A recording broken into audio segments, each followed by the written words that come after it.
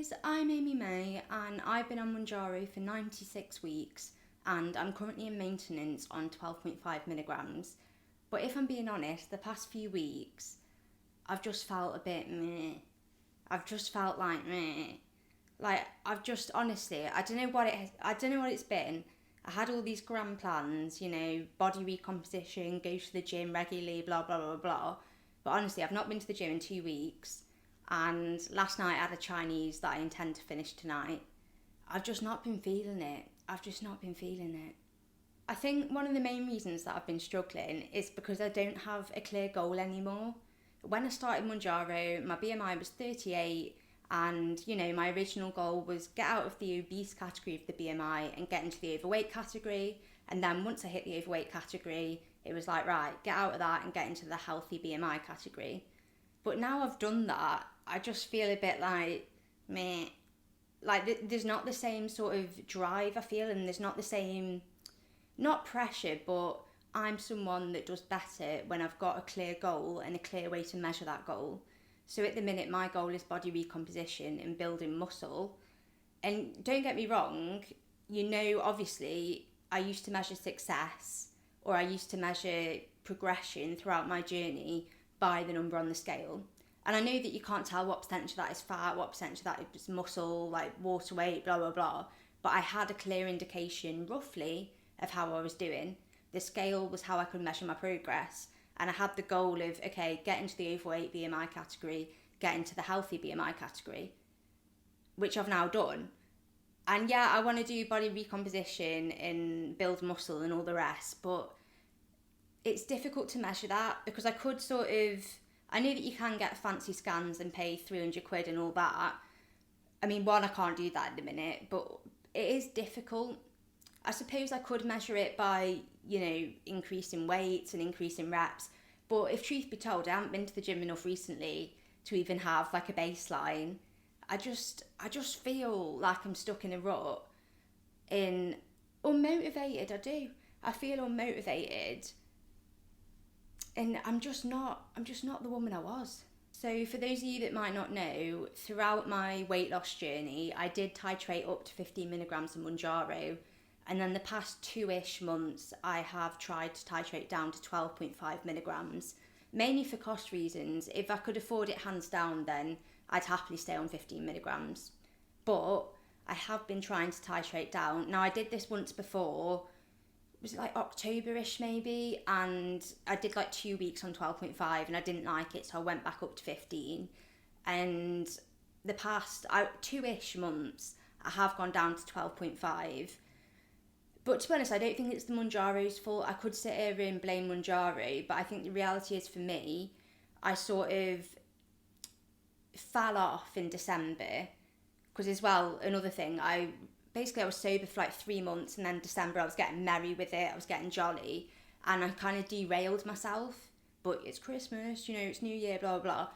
But I haven't been able to get back on track, essentially. I feel like things have been going downhill since December, and I've just not been able to take back the reins, and I've just not been able to get back on the horse. I do think that in addition to not being able to measure my progress by the number on the scale, and not having that, right, you need to get into this category, the BMI, you need to get into this category.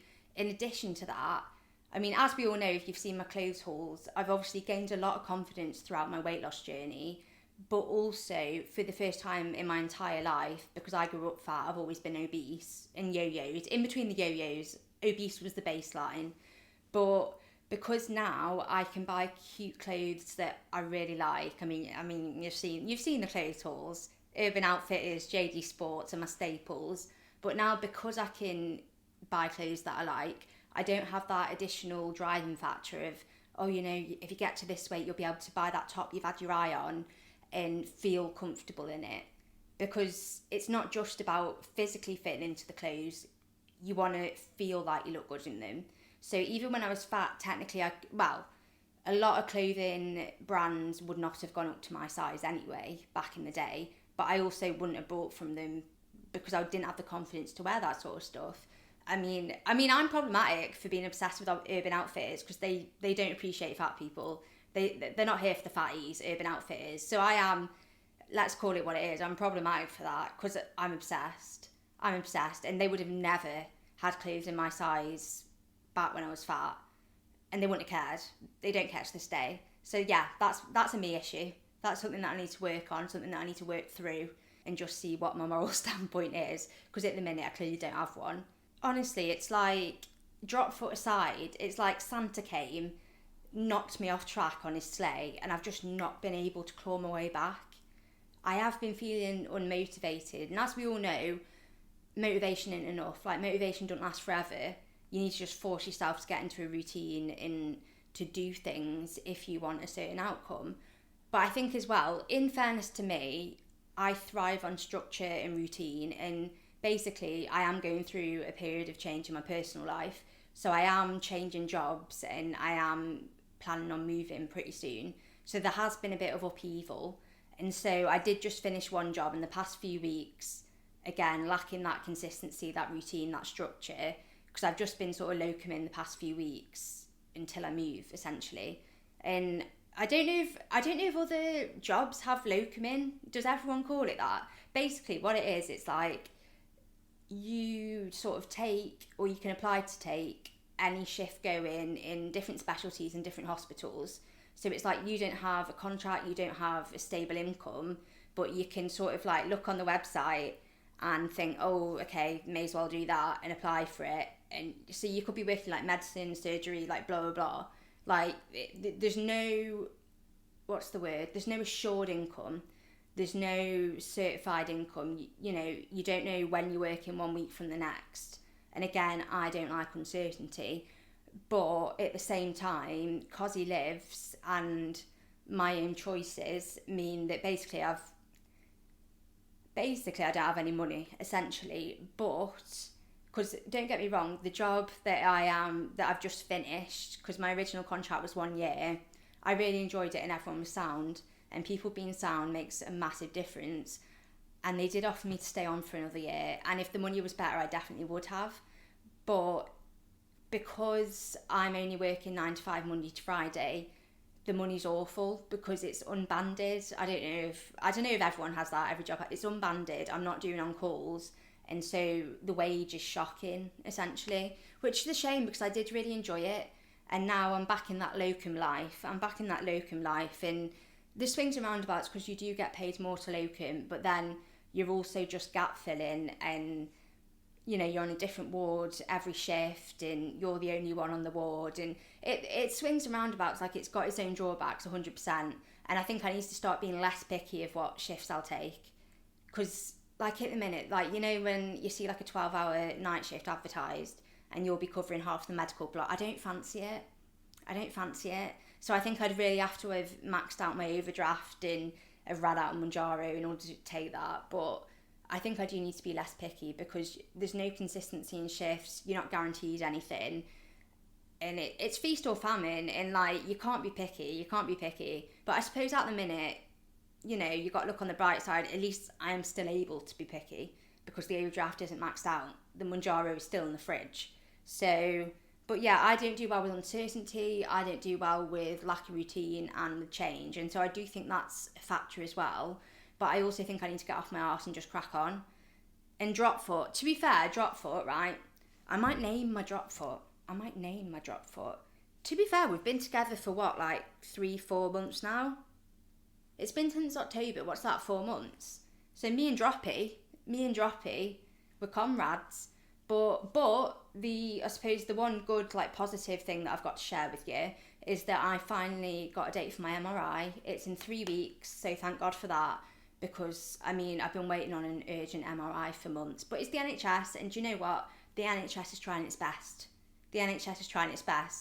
It can't work wonders, it can't work miracles, and it can't do things without staff and funding. And half the doctors have moved to Australia for a better life, and where people actually appreciate them and they actually get paid a decent wage. But I digress. So that's good. So Droppy is getting an MRI in 3-ish weeks. I can't remember the exact date. Again, I don't know how long it will take for them to report the MRI, and then I think they'll ring me with the results. But again, if the MRI is fine, then likely I'll be referred for nerve conduction studies. and that could take another 6 to 8 months. So, but there's no point crying about it, because me sat here crying isn't going to change the outcome. It's not going to speed things up. Although some days I do cry about it, but that's fine. But I think I've been using droppy as an excuse, and to be honest, I have just been lazy. I fell off, and I'm just not feeling that same motivation, that same drive that Amy did back in the day.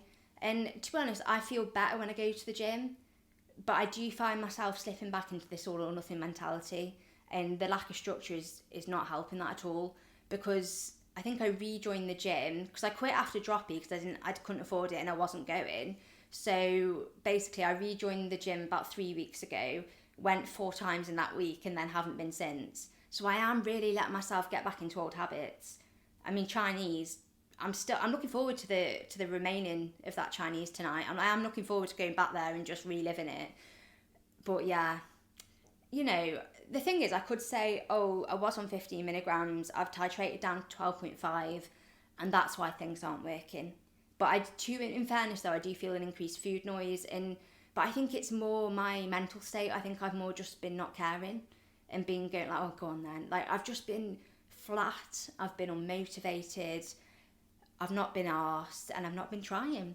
And so I think that's what it is. I don't think it's necessarily going down from the 15 to the 12.5. And like I said, if I was Mrs. Moneybags, Mrs. Big Spender, then, I wouldn't have even gone down to 12.5. But it is what it is, and we are where we are. And so I think I really need to get my head back in the game, because at the minute, I'm not arsed. Like, I am not bothered, and I have allowed myself to fall off. And routine is essential for me. So my plan is to get back into that routine and to stop allowing myself to just not go to the gym, or to not, because don't get me wrong, I'm not saying I'm going to force myself to go every day, but like 2-3 times a week, babe, it wouldn't go amiss. Right, sorry, my phone just decided it was out of storage, so it hasn't recorded half of what I've just said. So we're going to end it here today. I know we've not done Mounjaro Muppet of the Week, but we'll just do 2 next week, because there's enough of him. And I am working my way through everyone's comments, so if you have done a comment, then don't think I forgot about you. I'm just quite slow. So I am planning on replying to everyone, unless, you're being creepy or X, Y, and Z. It's my prerogative. But anyway, I hope everyone has a lovely Sunday. I hope the Sunday scaries haven't kicked in, and I will see you all soon.